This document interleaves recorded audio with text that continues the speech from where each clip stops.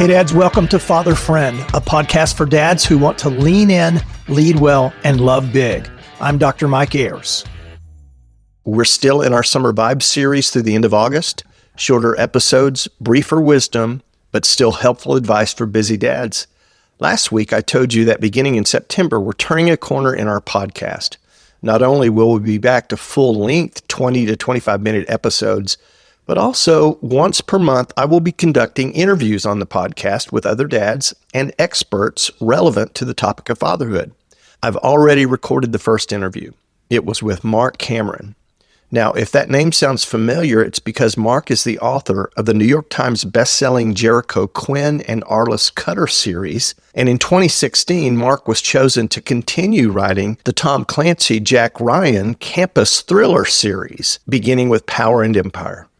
He's a retired Chief Deputy U.S. Marshal who spent nearly 30 years in law enforcement, and he wrote 7 books for the Tom Clancy estate, with Command and Control being the latest book released in November 2023. He's back on tour with a new Arliss Cutter book, but long before all that, he was just my buddy Mark back in Weatherford, Texas. We went to high school together, were great friends, and shared a whole lot of laughs. So in September, I will air that interview with Mark. He has some great insights into being a dad, sharing his experiences with his wife and 3 kids, and you're going to thoroughly enjoy it, so stay tuned for more. But for today, let me tell you about a 7-year-old baseball player whose integrity landed him in the pages of Sports Illustrated a few years ago. At a T-ball game in Wellington, Florida, first baseman Tanner Muncy, 7 years old, fielded a ground ball and tried to tag a runner going from first base to second. The umpire, Laura Benson, called the runner out, but Tanner immediately approached her and said, "Ma'am, I didn't tag the runner." The umpire then awarded the runner second base, and Tanner's coach gave him the game ball for his honesty. In a game 2 weeks later, with Benson again umpiring and Tanner playing shortstop, a similar play occurred. This time, the umpire thought Tanner had missed the tag on a runner going to third, and she called the runner safe. Tanner glanced at Benson and, without saying a word, flipped the ball to the catcher and returned to his position. Benson, again the umpire, sensed that something was wrong. "Did you tag the runner?" she asked Tanner. "Yes," he replied. Benson then overturned her call and called the runner out. The opposing coaches protested until she explained what had happened 2 weeks earlier. Benson said, "If a kid is that honest, I'll give it to him. T-ball is supposed to be for the kids." You know, in a world often characterized by skepticism about trusting people, especially trusting leaders, it's nice to be reminded of the simple truth from a 7-year-old. Integrity builds trust. When people speak honestly to us, act in integrity, and behave according to stated values, we trust them. What if there existed a single trait in fatherhood, one that eclipsed all other skills, capable in itself of fostering profound trust and influence? Wouldn't that change everything? Well, over the years, research into relationships of any kind consistently reveals the pivotal role of integrity as the linchpin principle for building influence and trust. This is particularly crucial in the context of a dad's influence. It can be categorically stated that the most effective long-term influence of a father depends upon their integrity. That is, the father's character as perceived by his children. Nothing is more important. So, what is integrity? Well, people often confuse honesty with integrity. There's a subtle difference. At its root, integrity means wholeness, coming from the Latin integritatem. Derivatives of the word include integer, whole numbers, and integrated, where parts are combined into a whole. The ancient concept is found in the Old Testament in the Hebrew word tamayim.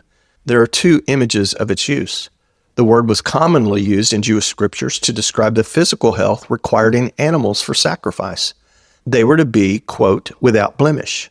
This word was given a moral connotation in the Old Testament. Tamayim then carries the meaning of finished, complete, whole, wholehearted, true-hearted. In another instance, tamayim refers to the work of a potter with clay, a piece of clay that is shaped and molded by a potter. If the clay lacks tamayim, it is inconsistent or contains a flaw. Let's say a piece of straw somehow was mixed into the clay. When that clay is shaped into a pot and fired in the oven, it hardens. But when that pot is used and pressure is brought to bear upon it, As when filled with water, the inconsistent vessel breaks under stress. That's a powerful metaphor. Those without integrity crack under pressure. Both of these images teach us that while honesty is a part of integrity, integrity is better defined as wholeness, congruence, and not lacking consistency. Now, for every person, there are three parts of our lives: our words, what we say; our actions, what we do; and our values, the things that we believe. For a dad to earn trust in relationship to his kids, he should seek consistency between the three. That is integrity. In other words, do we speak what we believe and act upon what we say? Do our words match our values and our actions? Or, said another way, do we say things that we do not believe and that we do not plan to do? This, my friend, is lying. Do you lie to your children? Are our actions consistent with our words and with our beliefs or values? Do we act upon what we speak and what we value? Or do we say things that we sincerely believe and plan to do, but do not follow through? This is the sin of sincerity. For example, a dad who sincerely believes their family is important, who values his family, and says to his children that he will be present at important events in their lives, but then consistently does not follow through and show up. The father was sincere, but he still lacked integrity with his children. You know, it is better not to make a promise than to make one and not follow through. It's not enough to be sincere. We have to have the courage and discipline to follow through and act upon what we say. That's how we build integrity. Do we follow through in our actions? And then in our values, do we express in word and deed the things that we believe in our hearts are important? Or do we betray ourselves and our values with our words and actions? That is, do we say things and do things that are inconsistent with our deepest held values? If we value something but never express that value in word or deed, do we really value it? Is it only a proclaimed value at that point, but not a practiced one?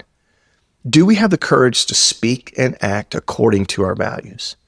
So, the greater congruence between our words, actions, and values, the greater degree of integrity we possess, and the greater potential we hold for impacting our children.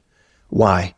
Because we are believed and trusted by our children when we have integrity.